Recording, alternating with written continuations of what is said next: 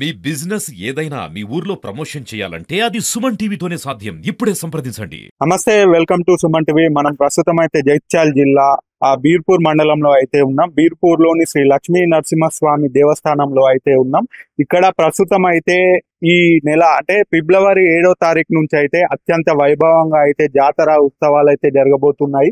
ఆలయం యొక్క ప్రధాన అర్చకులు ఒద్దుపర్తి సంతోషాచార్యుల దగ్గర అయితే ప్రస్తుతం ఉన్నాం. ఈ స్థల పురాణం గురించి, అలాగే ఈ జాతర యొక్క ఉత్సవాలు ఎప్పటి నుంచి ప్రారంభమవుతాయి, అలాగే ఎప్పుడు ముగింపు జరుగుతుంది, ఈ జాతర యొక్క ఉత్సవాలు ఏ విధంగా ఏర్పాట్లు జరుగుతున్నాయి అయితే అడిగి తెలుసుకుందాం. ఓం నమో నారసింహాయ శవనాసన పీఠాయ దండకారణ్యవాసనే శ్రీమద్భైరవరేశాయ నరసింహాయాస్తు మంగళం. అతి ప్రాచీన క్షేత్రం శ్రీ వీర్పూర్ లక్ష్మీనరసింహ స్వామి. ప్రతి సంవత్సరం మాఘమాసం లోపల అత్యంత వైభవంగా బ్రహ్మోత్సవాలు జరుగుతాయి.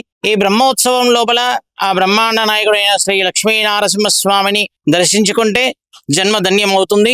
ఈ బ్రహ్మోత్సవాల లోపల ఎవరైతే ఆ స్వామిని సేవిస్తారో, ఎవరైతే దర్శిస్తారో, ఆ స్వామి వారిని దర్శిస్తే వారి యొక్క జన్మ ధన్యం అవుతుంది. కాబట్టి ఈ బ్రహ్మోత్సవాలు ప్రతి సంవత్సరం మాఘమాసం ఏకాదశి నుంచి మొదలుకొని పంచమి వరకు బ్రహ్మోత్సవాలు అత్యంత వైభవంగా జరుగుతాయి. ఈ దేవాలయం లోపల ఎండోమెంట్ వారి యొక్క వారిను మరియు గ్రామ యొక్క అభివృద్ధి కమిటీ యొక్క ఆధ్వర్యం లోపల ఈ దేవాలయం దినదిన అభివృద్ధిగా జరుగుతున్నది. ఈ బ్రహ్మోత్సవాలు ఈ సంవత్సరం 2025 7/2/2025 నుండి 19/2/2025 వరకు బ్రహ్మోత్సవాలు అత్యంత వైభవంగా జరుగుతాయి.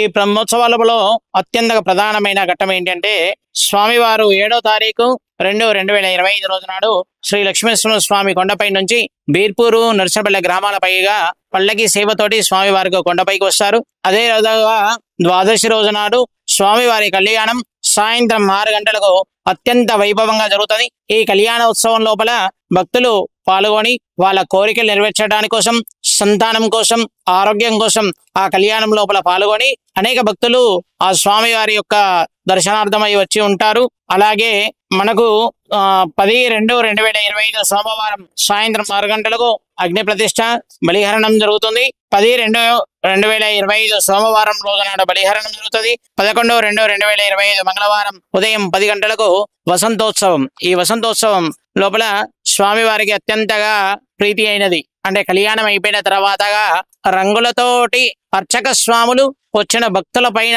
రంగులు చల్లుతూ స్వామివారు కాసేపు ఆ యొక్క ఆటపాటలతోటి ఉంటారు. అలాగే 12/2/2025 బుధవారం రోజు నాడు స్వామివారికి చందనోత్సవం. ఆ నరసింహస్వామికి ప్రతి సంవత్సరం లోపల మాఘమాసం లోపల పౌర్ణమి రోజు నాడు చందనోత్సవం చేసి ఆ స్వామి వారి యొక్క ఉగ్ర రూపాన్ని తగ్గించే విధంగా ఆ చంద్రం లేపనం చేస్తాం. ఆ చంద్ర లేపనాన్ని భక్తుల వాళ్ళకు తిలకధారణగా బొట్టుగా వాళ్లకు సమర్పించడం జరుగుతుంది. అదే రోజు సాయంకాలం డోలోత్సవం, తెప్పోత్సవం. ఆ కోనేరు లోపల స్వామివారు ఆ కోనేరు లోపల 9 ప్రదక్షిణాలు చేస్తారు. ఆ విధంగానే ఆ పైన ఉన్న దానిపైన ఉయ్యాల మండపం లోపల స్వామివారు స్వేద తీరుతారు. అదే విధంగా 13/2/2025 రోజు నాడు మధ్యాహ్నం 3 గంటలకు పార్వేటోత్సవం. అంటే పార్వేటోత్సవం అనగా దేవుడు వేటకు వెళ్ళడం. ఆ వేటకు వెళ్ళి అప్పటి వరకు ఒక అమ్మవారితో ఉన్నవారు స్వామివారు అప్పుడు చెంచులక్ష్మిని వివాహం చేసుకొని ఆ పార్వేటోత్సవం దానికి ఒక ఘట్టం ఉంది. ఇక్కడ గుర్రపుట్టకి దగ్గరికి వెళ్ళి అక్కడ స్వామివారు వేటాడి అక్కడ ఉన్న అమ్మవారిని వివాహం చేసుకొని ఇక్కడికి వచ్చేస్తారు. అది పార్వేటోత్సవం. అదే విధంగా 14/2/2025 శుక్రవారం రోజు నాడు మధ్యాహ్నం 3 గంటలకు వన మహోత్సవం. అంటే ప్రకృతిని పూజించాలి అని భగవంతుడు మనకు చెప్పకనే చెప్పి, ప్రకృతి లేకపోతే మానవ జాతికి మనగడ లేదు అనే ఉద్దేశాన్ని మనకు ఆ స్వామివారు స్వయంగా చెప్పడం జరుగుతుంది. అదే విధంగా 16/2/2025 ఆదివారం సాయంత్రం 7 గంటలకు స్వామివారికి చతుర్వేదాలతోటి వేద సదస్సు అత్యంత వైభవంగా జరుగుతుంది.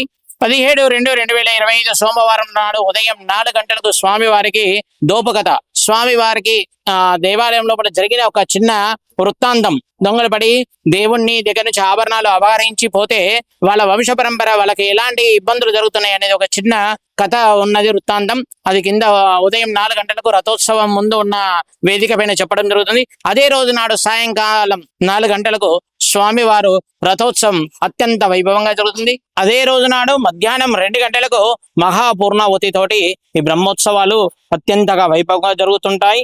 అదే రోజు నాడు మళ్ళీ స్వామివారిది సాయంత్రం 7 గంటలకు చక్రతీర్థం తోటి ఉంటుంది. ఈ బ్రహ్మోత్సవాల లోపల భక్తులకు సౌకర్యాల కోసం ఎండమెంట్ దేవస్థానం వాళ్ళు మరియు అభివృద్ధి కమిటీ వాళ్ళు వాళ్ళకు నీరు, వాళ్ళకు ఉండటానికి వసతి కోసం కూడా సమకూర్చడం జరిగింది. ఇది 800 సంవత్సరాల చరిత్ర. ఇది దినదిన అభివృద్ధిగా పెరుగుతూ దేవాలయం లక్ష్మీ నరసింహస్వామిని మొక్కితే కొంగు బంగారమై ఉంటున్నది. అందరూ ఈ యొక్క బ్రహ్మోత్సవాల లోపల పాల్గొని ఆ స్వామి వారిని తరించవలసిందిగా కోరుతున్నాం. జై శ్రీమన్నారాయణ, జై జై శ్రీమన్నారాయణ.